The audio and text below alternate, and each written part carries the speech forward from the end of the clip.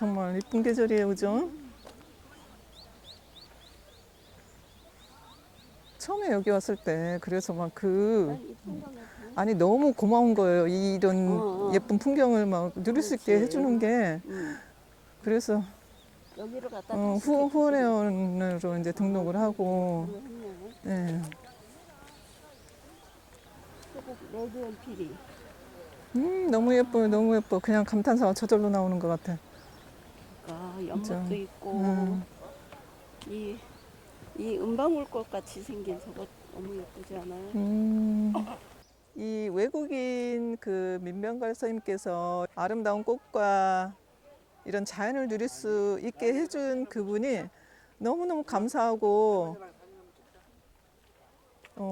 위대해 보이고 존경스러웠어요. 그래서 처음 여기를 딱 방문했을 때 내가 이곳에 후원자가 되어야 되겠다 해서 그 뒤에 후원자가 되었고요. 해마다 이맘때면 목련축제에 초대를 받아서 여기 오게 되었습니다. 이곳은 천리포 수목원 안에 있는 넓은 연못입니다. 뒤쪽으로 보이는 곳은 민병걸 선생님의 기념관이고요. 옛날 초가집을 본따서 만든 건물입니다. 한 바퀴 돌면서 목련과 기타 동백과 다양한 꽃들을 볼 수 있어서 제일 많은 사람들이 찾는 장소이기도 합니다. 모두 오셔서 한 바퀴 걸어보시길 바랍니다.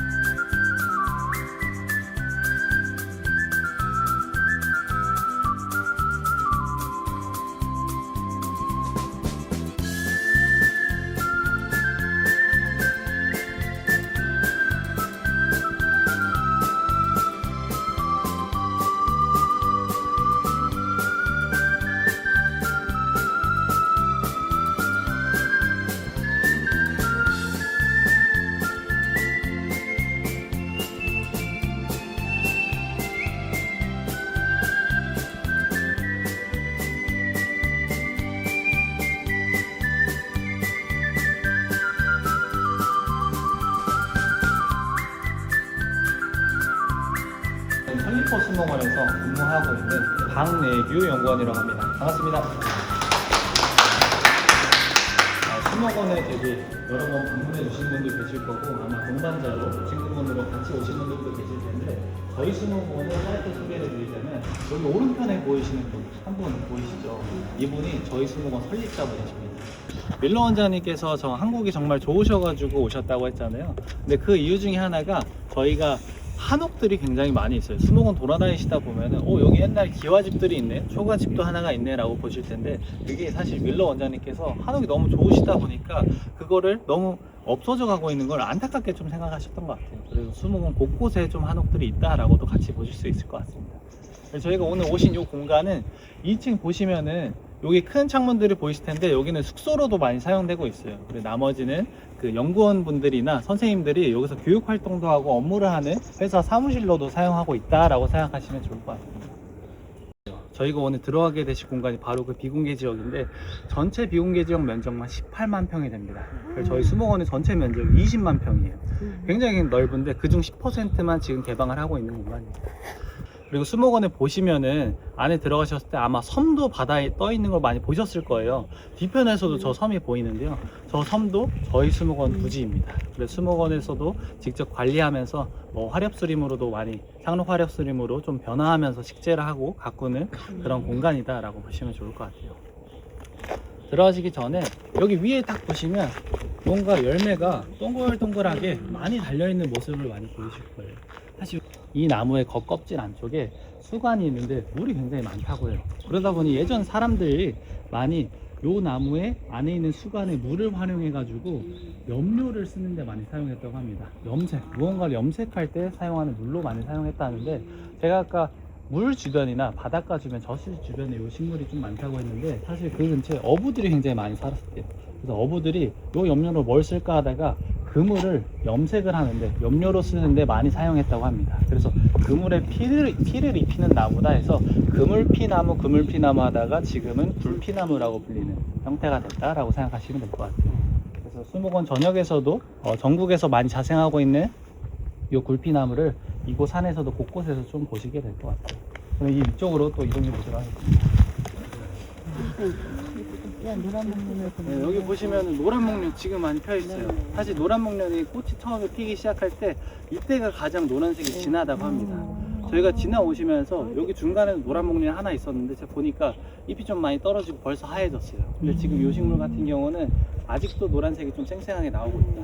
그래서 사실 노란 목련을 저희가 밖에서도 많이 못 보시고 그냥 지나치시는 이유 중에 하나가, 원래 목련들이 꽃이 피고 잎이 나잖아요. 그러다 보니까 잎이 나는 시기가 전에 꽃이 빨리 펴야지 얘네들이 도드라집니다. 근데 노란 목련의 경우는 제가 원래 대화가 늦다고 말씀드렸잖아요. 5월 정도? 그때 꽃이 피게 되면 지금도 잎이 조금씩 나기 시작하는데 잎의 색깔과 꽃의 색깔이 크게 다르지가 않아요. 차이가 안 나다 보니까 그냥 잎인 줄 알고 그냥 지나가시는 분들도 많으신데, 지금 일찍 피다 보니까 요 노란 목련이 가장 빛이 나는 시기가 아닌가 싶습니다. 네, 앞쪽으로 또 이동해 보도록 하겠습니다. 분꽃나무 계통이 향이 굉장히 좋아요. 5월 초 되면서부터 이제 꽃대가 많이 머무는데, 여기 왼편에 보시면은 약간 초록 색깔 꽃대를 물고 있는 친구가 보입니다. 여기 중간에 보시면 하얗게 꽃이 핀 것들도 보이는데요.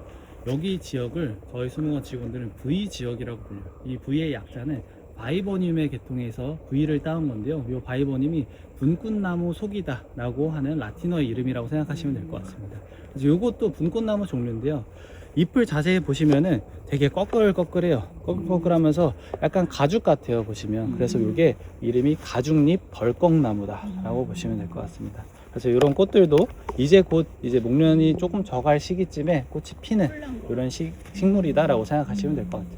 그래서 보통 5월이나 6월에 꽃 피는 나무 식물을 잘 많이 안 심으실 수도 있는데, 바이버늄 계통이 딱 그 시기에 꽃이 핍니다. 향기도 굉장히 좋다라고. 진짜 가죽 같네.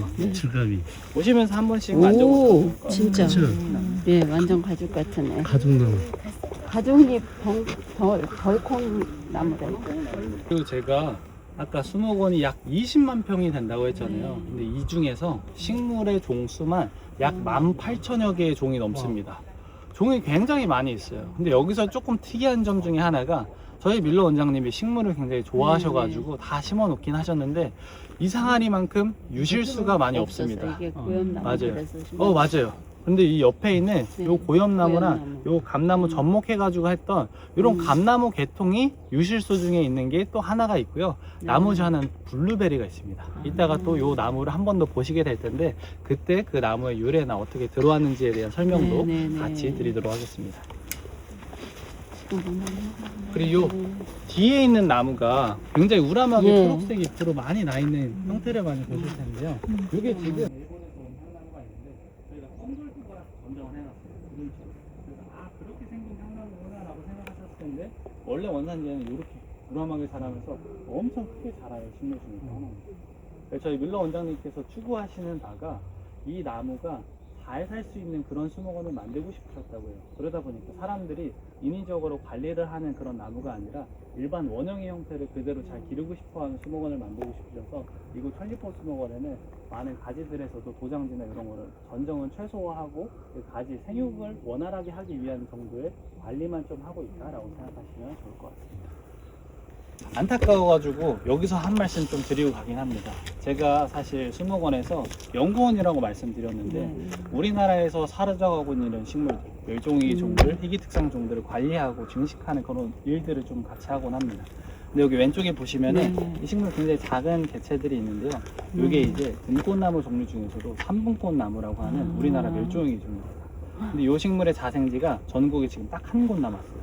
한 곳밖에 없는데, 여기서 더 아쉬운 점이 그 한 곳이 다 국유지였으면 좋겠지만 사유지에 있어요. 그러다 보니까 식물 하시는 분들이나 연구하시는 분들의 입장에서는 그곳에 방문해서 이 식물을 증식하기 위해서 가지도 잘라오고 열매도 따오고 하는 연구가 많이 필요한데 그곳 사유지에 있는 주인이 좋아할 일이 없었어요. 그러다 보니까 그곳이 주유소 뒤편에 있는 절벽인데 주유소에 그냥 오셔가지고 사진 찍고 채취하고 가고 하니까 너무 화가 나셨는지 산목권나무를 다 잘라버렸습니다.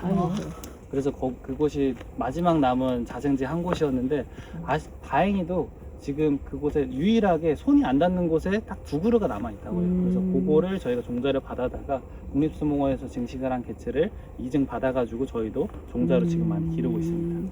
근데 이것처럼 멸종위기 종은 다른 게 아닙니다. 우리가 알고 있으면 지킬 수 있는데 모르면 이렇게 쉽게 잘라버릴 수 있는 그런 나무다 보니까 알기만 해도 지킬 수 있는 식물들이 많이 있다라고 보시면 좋을 것 같아요. 그럼 천천히 위쪽으로 올라가시면서 이거 같은 종류 같은 네, 요것도 종류죠? 분꽃나무 예, 개통이에요. 분꽃나무. 맞아요. 아우 이쁘네.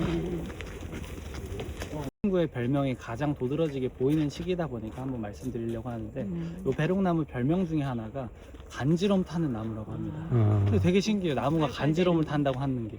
근데 이렇게 작게 움직여도 가지 끝을 보면은 맞아. 쉽게 떨리는 모습을 보이실 수 네네. 있는데요. 요 이유가 가지가 워낙 보시다시피 얇고 가로로 길게 꼬불꼬불하게 뻗어 있다 보니까 작은 충격에도 떨림이 좀 강합니다. 그래서 요 별명이 간지럼 타는 나무다라고 보시면 될 것 같아요. 중간에 백목련, 자목련 다음 핀다고 했던 게 별목련 개통 별목련. 말씀드렸잖아요. 네네. 요게 바로 그 별목련 개통입니다. 꽃잎이 굉장히 얇고 여러 길면서 여러 장이 나요. 근데 요게 이제 큰 별목련 같은 경우는 더 많이 나기도 하는데 꽃이 많이 나다 보니까 꼭 목련꽃이 아니라 국화꽃처럼 이렇게 많이 나 있는 네네. 모습을 많이 보실 수가 있을 것 같아요. 근데 이 별목련의 개통은 다른 목련에 비해서 키가 굉장히 작습니다. 자람새가 좀 늦어요.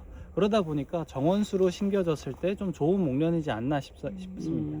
그리고 가지들도 굉장히 많이 꺾이면서 꽃들이 목련에 비해서 조금 더 많이 달리는 게 별목련의 좀 특징이기도 합니다. 그래서 혹시 정원이나 마당 있으신 분들이 목련 키우고 싶다 하시는 분들 있으면 이런 별목련 개통도 제가 추천드리겠습니다. 여기 앞에 선 이유가 이 목련 가지가 쭉 늘어서게 되면서 목련의 암술과 수술이 굉장히 잘 보여요. 요거를 제가 보면서 설명을 좀 드리려고 앞에 섰는데요. 사실 목련이 굉장히 고생대 식물입니다. 고생대 식물의 특징 중에 하나가 암술과 수술이 다른 꽃들하고는 굉장히 다르게 생겼어요. 가운데 암술대가 있으면서 겉에 이제 수술이 다 붙어 있는 형태가 됩니다. 근데 여기는 지금은 좀 많이 벌어져 있지만 꽃이 처음에 피기 시작하고 꽃 몽우리가 됐을 때는 굉장히 딱딱하게 다 붙어 있어요. 여기. 그래서 이게 매개충들이 요 수정 수분을 하기 위해서는 그 딱딱한 데를 파고들어야 됩니다. 파고들면서 돌아야지 몸에 묻혀야지 다른 목련에다가 이제 수정을 시킬 수가 있는데 요게 일반 나비나 벌들로는 조금 어렵다고 해요. 그래서 보통 목련의 매개충은 딱정벌레가 많다고 합니다. 그 딱정벌레 매개충들이 다들 이제 고생대 식물들이 좀 유가 좀 많다고 합니다. 그 중에 하나도 수련과 식물들이 암술 수술이 이런 식으로 생겼어요. 그러다 보니까 수련들도 딱정벌레들이 수정을 해요. 목련의 이름 유래가 좀 궁금하실 수가 있을 것 같아요. 근데 목련 이름이 뭘까 하면은 나무에서 피는 연꽃을 닮았다 해가지고 목련이라고 부릅니다. 그럼 여기서 저희가 생각이 드는 게 그럼 수련은 물에서 피는 연꽃이어서 수련이냐라고 하실 텐데 그건 아니고요. 사실 수련의 숫자는 맞아요. 잠잘 숫자를 씁니다. 수련은 아침에 꽃이 피우면 밤에 잠을 자요. 물속으로 들어갑니다. 다음에 아침에 또 다시 꽃이 펴가지고 일어났다가 요게 3일 정도 내지 이틀 정도 반복이 돼요. 그래서 물속으로 잠을 자는 식물이다 해가지고 수련이라는 이름이 붙었다고 보시면 좋을 것 같아요. 그리고 목련의 이런 특징 중에 하나를 이따가 좀 지나가면서 잘 보이는 곳에서 제가 또 한번 또 설명을 이어가 보도록 하겠습니다. 이쪽으로 또 이동해 보겠습니다. 제가 좋아하는 목련 중에 또 하나인데요. 레오나르도 예쁘네. 메세릴이라고 하는 그런 종류인데 아까 저희가 보셨던 별목련하고 다르게 약간 핑크색이 보이잖아요. 요거 보시는 것처럼 꽃도 굉장히 많이 달리고 지금 키가 커도 한 2m 정도 롤리팝 형태의 이제 나무다라고 보시면 될 것 같은데 사실은 요 나무 따로 이 밑에 나무 따로입니다. 그래서 아래에서 동그라면서 굉장히 크게 크는 나무를 위에다가 접목해서 고접을 붙여놓은 형태입니다. 이렇게 기르게 되면 가지는 배는 이렇게 대목은 쭉 기르고요. 위에서 동그랗게 자라다 보니까 조금 더 사탕처럼 롤리팝 형태의 생김새가 난다라고 보시면 좋을 것 같아요. 근데 여기 이제 잎도 나고 단풍도 든다고 하면 엄청 이쁘다고 많이들 생각하실 수 있을 것 같습니다. 그래서 주변에 곳곳에 조금 가을에 다시 와야 되겠네.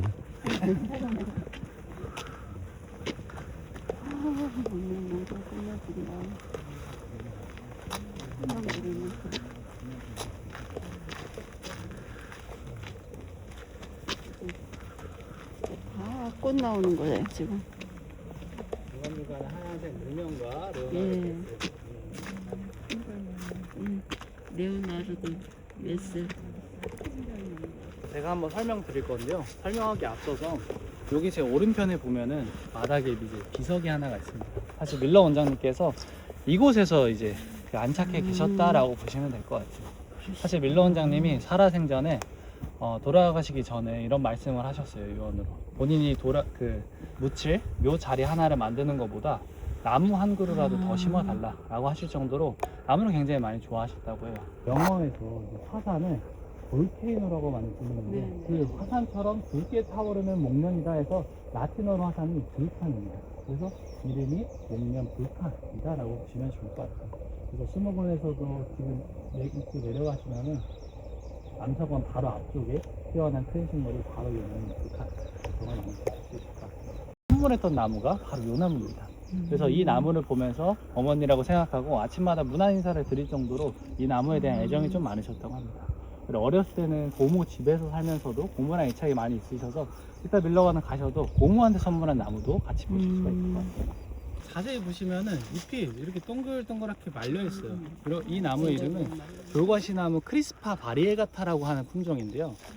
그 모든 식물들의 이름의 형태는 보통 이 식물들의 생김새나 색깔이나 전체 모양이나를 보고 직관적으로 이름을 붙입니다. 근데 이름을 붙일 때 라틴어로 항상 붙여 있다 보니까 그게 라틴어가 좀 생소하실 수도 있는데 뭘 번역을 하면은 크리스파가 나선형이라는 뜻입니다. 그리고 빙빙 꼬여 있다라는 뜻이고요. 바리에가타는 무늬가 있다라는 뜻인데 자세히 보시면 노란 색깔 얼룩덜룩한 무늬가 있습니다. 그래서 이 식물의 이름이 좀 꼬여 있는 무늬가 있는 그런 잎을 가진 식물이다라고 생각하시면 간단하실 것 같아요. 라틴어를 사용하는 이유는 전 세계적으로 언어는 계속 발전을 하잖아요. 점점 변화를 합니다.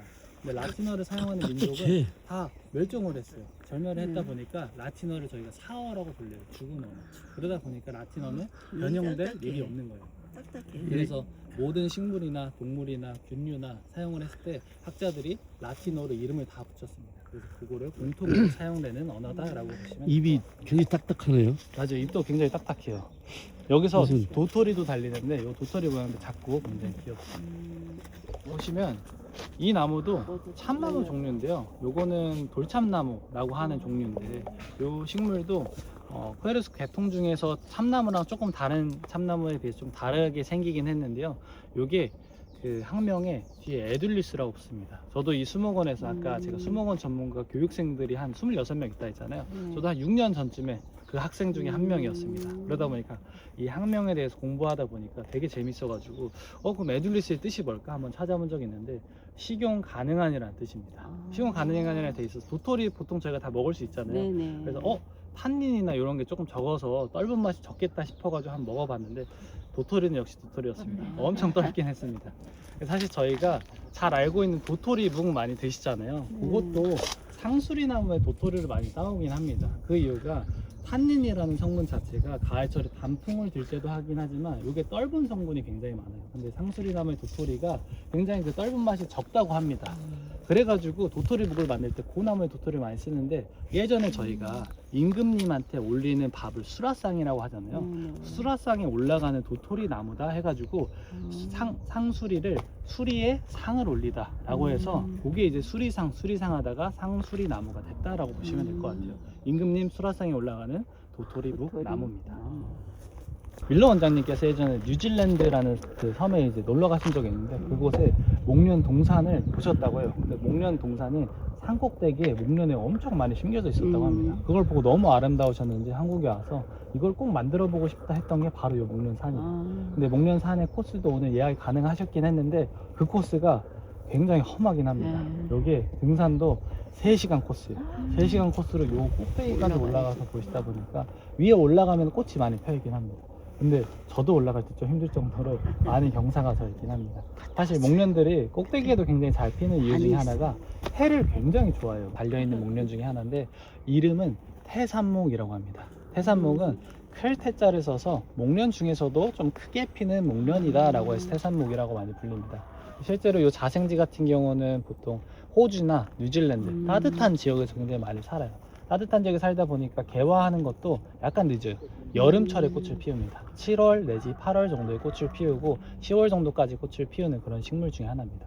근데 아까 제가 중간에 그 밀러 원장님 묘소 이제 지나가면서 지금 수목장에서 10주기 때 옮겨드렸다고 했잖아요. 근데 말씀해드린 게 수목장 한 나무가 바로 이 태산목입니다. 아마 다들 기억하실 텐데 세월호 사건 때 당시 대통령이었던 오바마 대통령이 한국에 내한하면서 나무 2그루를 가져오게 됩니다. 그 당시에 나무 가져온 게 바로 이 태산목이에요. 그래서 태산목을 안산 단원고등학교에 선물을 하려고 했는데 저희 수목원에 문의를 줬어요.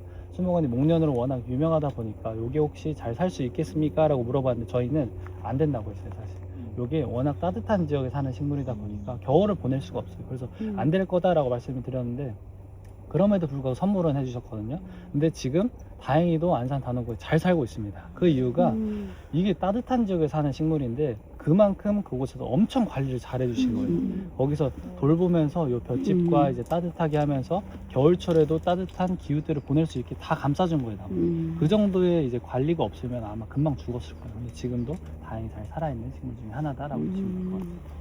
이 중에서도 리틀잼이라는 품종인데 가끔 목련을 찾아보시다 보면 목련 기사 중에 겨울에 눈이 오는데 꽃이 피는 목련이 있다라고 하는 기사가 한번 난 적이 있거든요. 이 식물이 밀러 원장님이 수목장에 계신 바로 리틀잼이라는 품종입니다. 근데 아까 제가 이 식물 자체가 7월, 8월, 보통 10월까지 꽃을 피운다 했는데 리틀잼 품종은 12월까지도 꽃을 피웁니다. 그러다 보니까 눈이 올 때도 가끔 이제 꽃이 펴 있는 모습을 많이 보실 수가 있을 것 같아요. 혹시 겨울철에 오신다 하면은 그 태산목도 꽃이 펴 있나 한번 확인해. 이렇게 쭉 걸어오시다 보면은 중간에 목련도 많이 심겨져 있었고요. 그 아래 되게 작은 식물로 요 옆에 보시면 빨갛게 꽃핀 거랑 핑크색 꽃들 보이시죠? 이게 동백나무입니다. 동백나무도 중간에 악유목성으로 이제 많이 저희가 식재를 했는데 되게 특이한 것 중에 하나가 보통 동백나무 꼭 보시려면은 제주도를 가시거나 여수나 통영 쪽 가시면 따뜻한 지역에 이 동백나무 많이 살아요. 이 식물도 겨울철에 월동하기가 굉장히 어려운 식물 중에 하나예요. 근데 아까 제가 처음에 말씀드린 것처럼 바다랑 인접해 있다 보니까 겨울에 온화해서 이 동백나무도 잘 살 수가 있어요. 소매 올 때도 많이 있더라고요. 근데 저희 수목원에서 가장 유명한 나무들 중에 하나가 바로 이 동백인데 수목원에서 오속 식물이라고 많이 불리는데 그 중에 첫 번째가 오늘 보셨던 동백나무고요. 지금 보신 동백나무고요. 그 축제로 오신 목련이 있습니다. 그리고 중간에 제가 단풍이 굉장히 이쁘다 했었잖아요. 그 단풍나무도 있고 그리고 저희 수목원의 로고인 호랑가시 나무 종류가 있습니다. 그리고 이제 마지막에 둘러보게 되실 것 같은데 에코힐링 센터 앞에 보시면 무궁화 동산이 있어요. 그래서 무궁화까지 이 5가지 식물을 굉장히 중요하게 생각하는 식물 중에 또 하나다라고 보시면 될 것 같아요.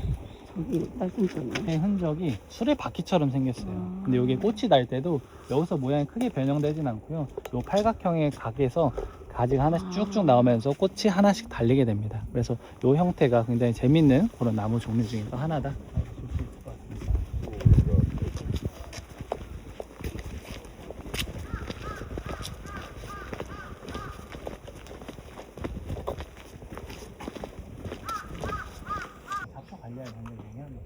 수호초들도 굉장히 집앞 정원에서 식재를 한다면 굉장히 추천드리는 이게 더 크게 지으셨을까? 약간 궁금한 수가 있을 것 완전 없이. 같아요. 사실 밀러 원장님이 어머니를 좀 초대를 하고 싶었다고 합니다. 어머니 초대하기 위해서 집을 굉장히 크게 지었어요.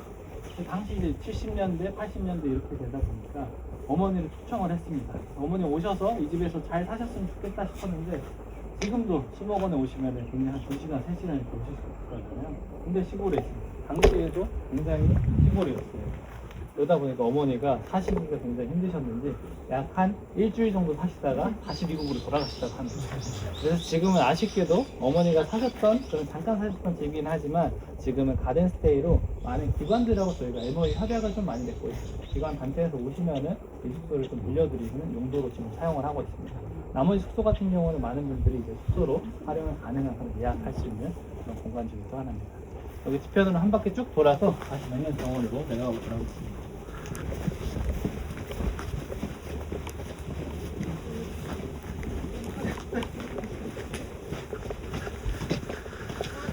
저 위가 저 굴뚝인가요?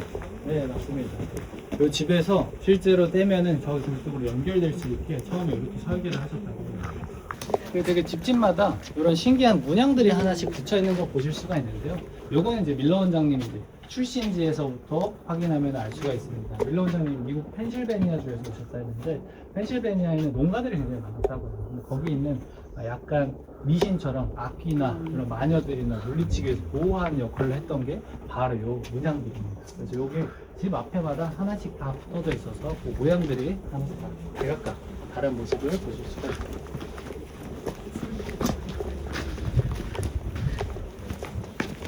이게 조금 이제 져가는 시기라 조금 아쉽긴 한데 요 꽃들을 자세히 보시면은 밑에는 되게 핑크 색깔에 하얀색 무늬가 조금 나 있고요. 위에 자세히 보시면은 조금 더 하얀 색깔 꽃들이 있고 아니면 조금 더 붉은색 꽃들도 있습니다.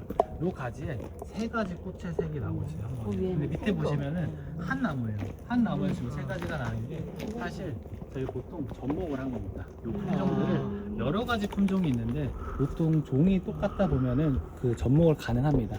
근데 이제 그거를 잘 모르고 조금 더 그 다른 종이나 이렇게 붙이게 되면 그 불친화성 때문에 가지 중에 하나는 약한 가지는 떨어지기 마련이에요. 이렇게 약해지면. 근데 요거는 다행히도 잘 붙이셔가지고 이렇게 그 꽃의 색깔을 세 가지를 볼 수가 있었던 것 같고요. 그리고 밑에 내려가시면은 다른 이제 벚나무 종류들이나 이런 배롱나무 계통에서도 두 가지 꽃의 색을 접목한 게 좀 많이 있습니다.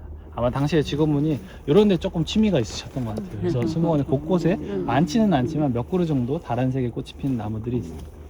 여기 또 호박나무가 사실 저희가 울릉도 한 번쯤 놀러 가보시면 기억하실 수도 있는데 울릉도 가시면은 호박 주스를 굉장히 많이 합니다. 근데 사실 울릉도에는 이 호박나무가 자생을 했어요. 예전부터 이 호박나무 열매로 호박엿을 많이 만들어요. 근데 그게 언제부턴가 와전됐는지 울릉도에 가면 호박엿보다는 호박엿을 팔고 있어요. 호박하다가 지금은 호박으로 그런데 호박이 자생을 하지 않는데 내륙에서 거꾸로 가지고 들어가가지고 지금 많이 판매합니다. 그럼에도 많이 신경하시는 분들이 그래도 다행이다 라고 말씀하시는데 이 호박나무가 유행했으면은 이 호박나무가 나만 하진 않았을 거다 이렇게 많이 하셔가지고 지금은 거꾸로 내륙에서 갖고 오고는 있지만 물론 같은 호박 주스를 이래서 많이 사람들이 먹는구나 라고 아실 수가 있을 것 같아요. 울릉도에서 많이 본 것 같아. 나무 중에 되게 특이하게 예수님 태어난 시기랑 사순절 기간하고는 굉장히 다릅니다. 근데 그때 꽃이 폈다고 하니까 알고 보니까 오리엔탈리스에 속하고 다른 종류가 그 당시 꽃이 12월에도 꽃이 피었다는 기록이 있다고 합니다. 이게 사순이죠?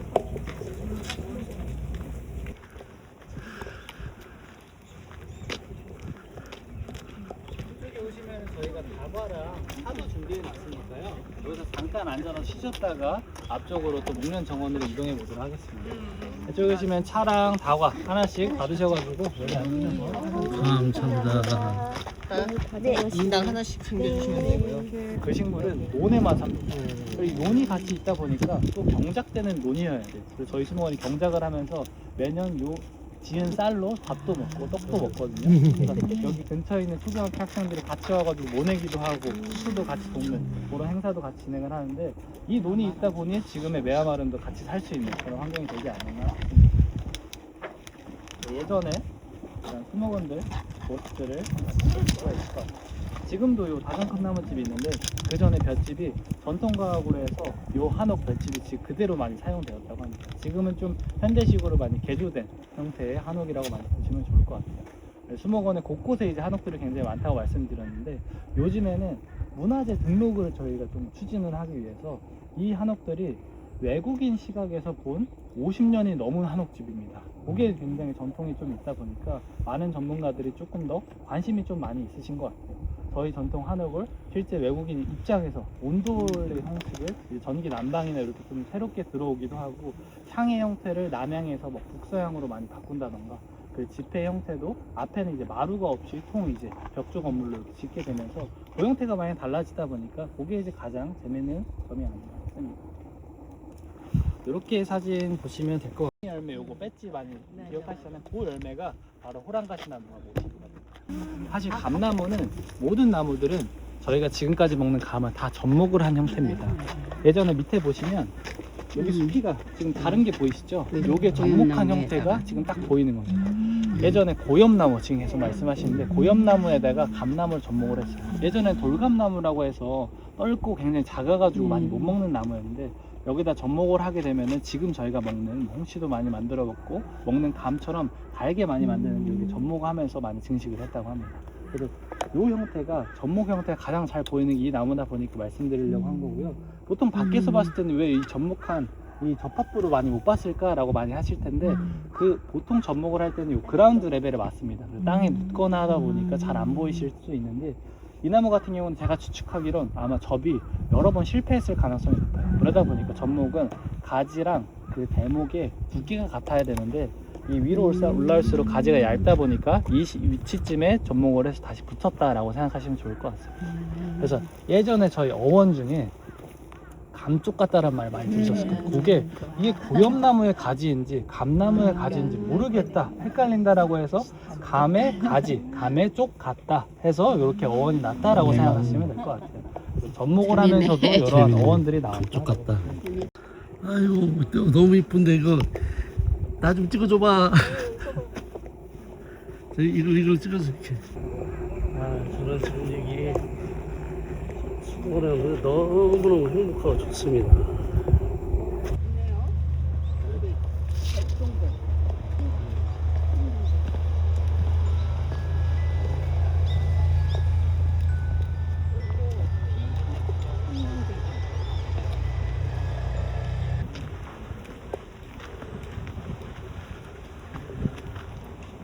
소나무 되게 크다. 네? 소나무. 소나무 그러면서 이거랑 같이 있으면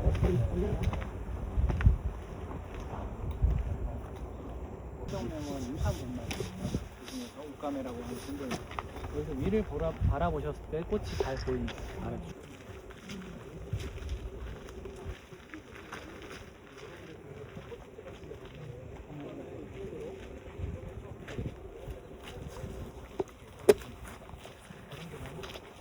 여기 왼쪽에 보시면은 요 화분에 심겨져 있는 이 식물 보이시죠?